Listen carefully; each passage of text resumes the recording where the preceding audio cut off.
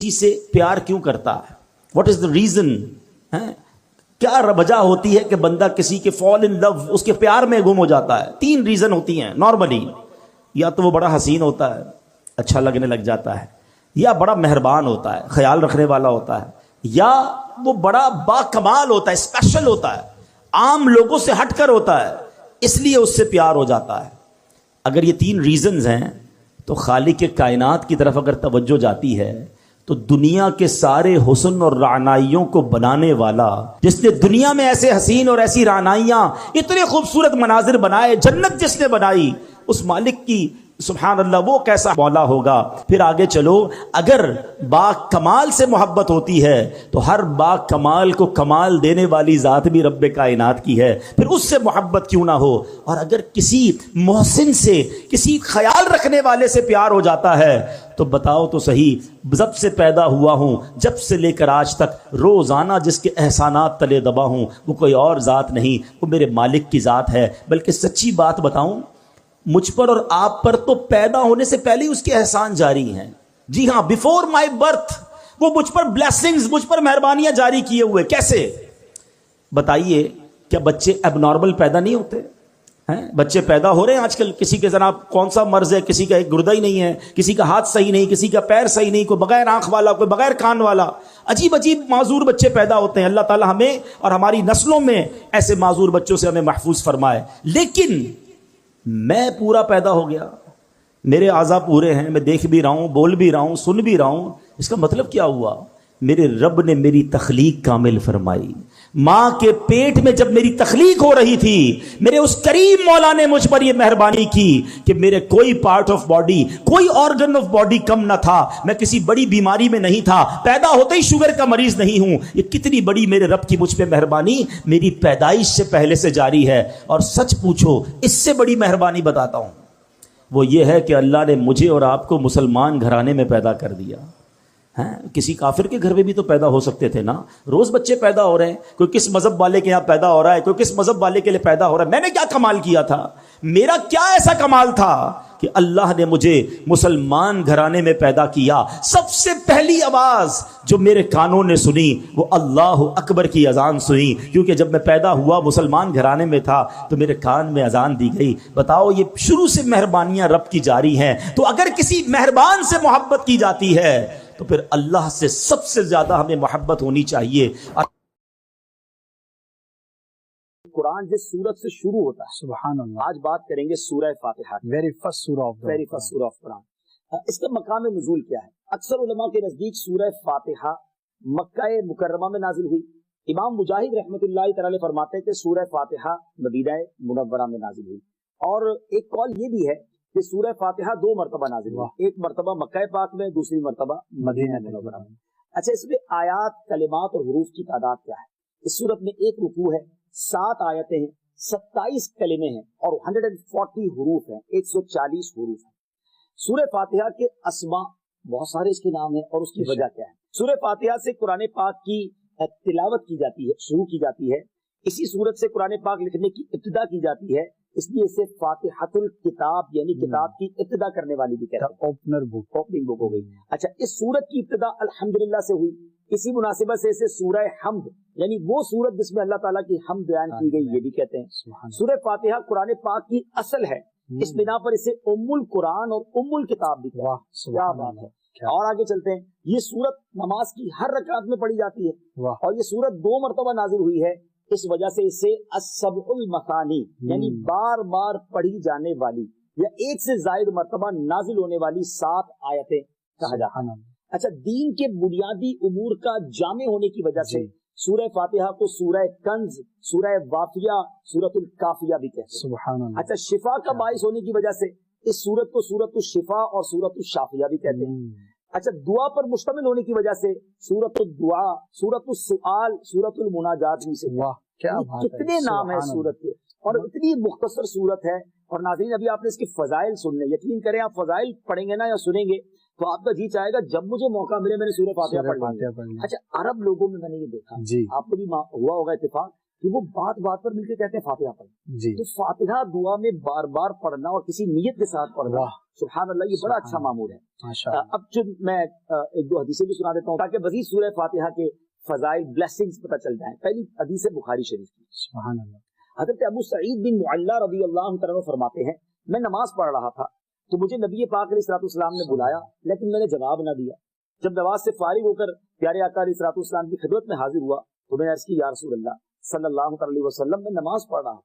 پیارے آقا علیہ الصلوۃ والسلام نے فرمایا کیا اللہ تعالیٰ نے یہ نہیں فرمایا استجیبوا للہ وللرسول اذا دعاکم اللہ اور اس کے رسول کی بارگاہ میں حاضر ہو جاؤ جب وہ تمہیں بلائیں. پھر ارشاد فرمایا کیا میں تمہیں تمہارے مسجد سے نکلنے سے پہلے قرآن کریم کی سب سے عظیم سورت نہ سکھا دوں, سب سے عظیم سورت. پھر آپ علیہ السلام نے میرا ہاتھ پکڑ لیا. جب ہم نے نکلنے کا ارادہ کیا تو میں نے عرض کی حضور آپ نے کچھ فرمایا تھا تو کہ میں ضرور تمہیں قرآن مجید کی سب سے عظمت والی سورت سکھاؤں گا. تو نبی پاک نے فرمایا وہ سورت الحمدللہ رب العالمین ہے, یہی سبع مثانی اور قرآن عظیم ہے جو مجھے عطا فرمائی. یہ قرآن کی عظیم ترین سورت میرے آقا علیہ الصلوۃ والسلام نے فرمایا. بہرحال اس کے بہت سارے فضائل ہیں. جو لوگ بیمار ہیں پریشان ہیں ذرا غور سے سنیے. نبی پاک فرماتے ہیں کہ سورہ فاتحہ ہر مرض کے لیے شفا. آپ سورہ فاتحہ پڑھ کے کسی مریض پہ دم کر دیں, اپنے اوپر دم کر دیں, مریض خود پڑھ لے, پانی پہ دم کر کے پی لیں تو انشاءاللہ امراض سے اس میں شفا ہے. ٹاپکس بہت سارے ہیں اس کے, ایک دو عرض کر دیتا ہوں. اس صورت میں اللہ تعالیٰ کی حمد و ثنا کا بیان ہے. اللہ تعالیٰ کے رب ہونے, اس کے رحمان الرحیم ہونے, نیز مخلوق کے مرنے کے بعد دوبارہ زندہ کیے جانے اور قیامت کے دن ان کے اعمال کی جزا ملنے کا ذکر ہے. صرف اللہ تعالیٰ کے عبادت کے مستحق ہونے اور اسی کے حقیقی مددگار ہونے کا تذکرہ. تو ماشاءاللہ سورہ فاتحہ کی کیا بات ہے. میں بھی نیت کروں اور آپ بھی نیت کریں کہ جب جب موقع ملے گا, میرا خیال ہے 2 منٹ لگتے ہیں بالکل فاتحہ پڑھنے میں, آسانی سے پڑھ سکتے ہیں, یاد بھی ہوتی ہے, بچے کو یاد ہوتی ہے تو کیوں نہ اس کا ورد کرتے رہیں. سبحان اللہ. مجھے اپنی اور ساری دنیا کے لوگوں کی اصلاح کی کوشش کرنی ہے انشاءاللہ.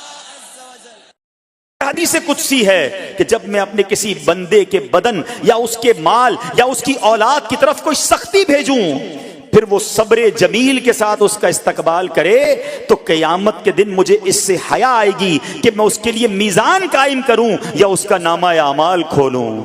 اللہ فرما رہا ہے مجھے حیا آئے گی کہ اپنے بندے سے اب کیا حساب لوں. جب آزمائش بھیجی تھی تو اس نے صبر کیا تھا, اس نے شکوہ نہیں کیا تھا. خدا کی قسم میں آپ سے پوچھتا ہوں میرا کوئی نقصان ہو جائے اور قیامت کے دن میرا نامہ اعمال نہ کھولا جائے, مجھے اللہ کی بارگاہ میں حساب نہ دینا پڑے, مجھے بتاؤ یہ دنیا کے حساب نقصان کی کیا حیثیت ہے اگر ادھر بخشا جائے. سنو تو صحیح, رب فرما رہا ہے کہ مجھے حیا آتی ہے کہ اس کے لیے میزان قائم کروں یا اس کا نامہ اعمال کھولوں. ارے یہ ساری دنیا کی دولت, یہ ساری دنیا کی آسائش ایک طرف, اگر قیامت کے دن حساب کتاب میں آسانی مل جائے, اللہ بلا حساب جنت میں داخل کر دے, اس سے بڑھ کر کوئی نعمت نہیں. مگر آج افسوس یہ ہوتا ہے کہ اگر کسی پر امتحان آتا ہے وہ اس امتحان میں فیل ہو جاتا ہے. اس حدیث میں ایک لفظ استعمال ہوا صبر جمیل کے ساتھ. اب یہ بھی بڑا مسئلہ ہے کہ لوگوں کو یہی نہیں پتا کہ صبر جمیل ہے کیا. لوگ کہتے تو بہت ہیں اللہ پاک آپ کو صبر جمیل عطا فرمائے. اب اس سے پوچھو بھائی صبر جمیل کی تعریف کیا ہے تو پھر تعریف نہیں پتا ہوتی. یہ کسی جمیل بھائی کا صبر نہیں ہے کہ جس کو صبر جمیل کہا جاتا ہے. صبر جمیل کی تعریف سمجھو. علماء کہتے ہیں کسی مصیبت زدہ اور غیر مصیبت زدہ کو برابر میں دیکھو مگر دونوں میں کوئی فرق نظر نہ آئے. یعنی چہرہ بھی نہ بتائے کہ وہ کسی مشکل میں ہے, اس کی عادتیں بھی نہ بتائیں کہ وہ کسی پرابلم میں ہے, یعنی اس کو دیکھ کر پتہ ہی نہ چلے کہ وہ بڑی مشکل میں ہے. فرمایا یہ ہے صبر جمیل. مگر آج ہمارا حال یہ ہے, ہمارا چہرہ بتا دیتا ہے بھائی خیر تو ہے, بڑی ٹینشن میں ہو, ہاں یار کیا کروں بس موبائل ٹوٹ گیا, ارے بھائی بڑی چہرے پہ بڑی ہوائیاں اڑ رہی ہیں, بس کیا کروں جناب آج 5000 روپے کھو گئے. 5000 روپے کھو جائیں, چھوٹا سا نقصان ہو جائے, ہمارا چہرہ بتا دیتا ہے کہ ہمارے ساتھ کوئی معاملہ ہوا ہے. صبر جمیل یہ ہے کہ دیکھ کر کوئی پہچان ہی نہ سکے کہ یہ بندہ کتنی مشکل میں ہے, چاہے اندر کتنی تکلیف میں ہو, دنیا والوں کو نہ بتائے کیونکہ وہ رب کا بندہ ہے, وہ اللہ کی بارگاہ میں فریاد کرے. یہ صبر جمیل ہے اور اللہ اسے ہم سب کو نصیب فرمائے. ایک بار دیکھ لے ساری زندگی ان کے حسن و جمال کے جلووں میں گم ہو جاتا ہے. جی ہاں وہ آقا جن کا آپ نے بھی اور میں نے بھی کلمہ پڑھا ہے صلی اللہ تعالیٰ علیہ وسلم، وہ دکھتے کیسے تھے، وہ نظر کیسے آتے تھے، ان کا حسن کیسا تھا۔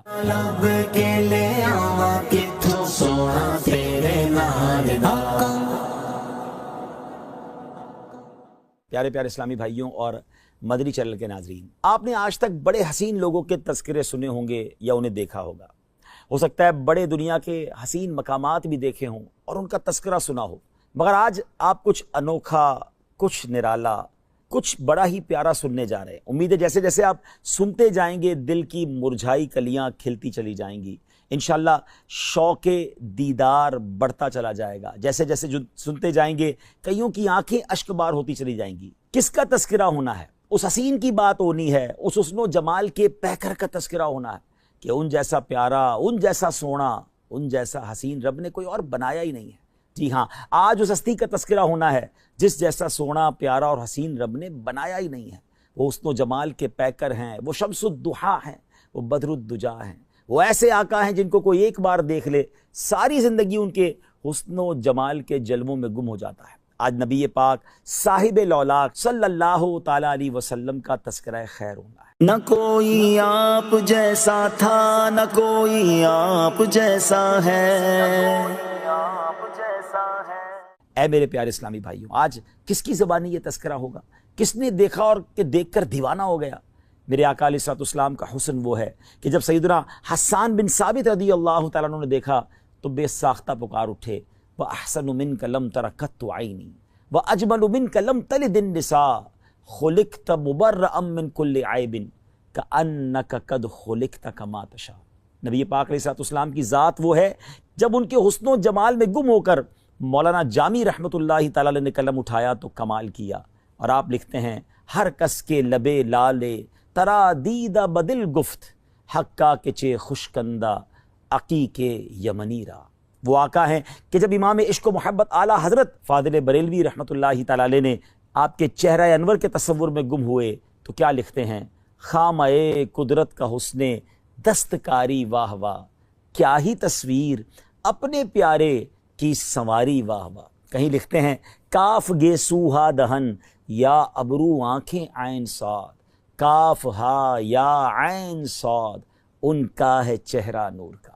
جب مولانا حسن رضا خان صاحب نبی پاک علیہ الصلوۃ والسلام کے جلووں میں گم ہوتے ہیں تو پھر کیا خوب لکھتے ہیں کہ ایسا تجھے خالق نے طرح دار بنایا، یوسف کو تیرا طالب دیدار بنایا، کونین بنائے گئے سرکار کی خاطر، کونین کی خاطر تمہیں سرکار بنایا۔ مفتی اعظم ہند مصطفیٰ رضا خان صاحب رحمۃ اللہ تعالی جب قلم اٹھاتے ہیں تو کیا لکھتے ہیں کہ خدا کی سلطنت کا دو جہاں میں کون دولا ہے، تم ہی تم ہو، تم ہی تم ہو، یہاں تم ہو، وہاں تم ہو۔ اور پھر میرے شیخ طریقت امیر اہل سنت بانی دعوت اسلامی مولانا محمد الیاس عطار قادری دامت برکاتہم العالیہ جب قلم اٹھاتے ہیں آقا کے جلووں کا تصور جماتے ہیں تو پھر کیا لکھتے ہیں؟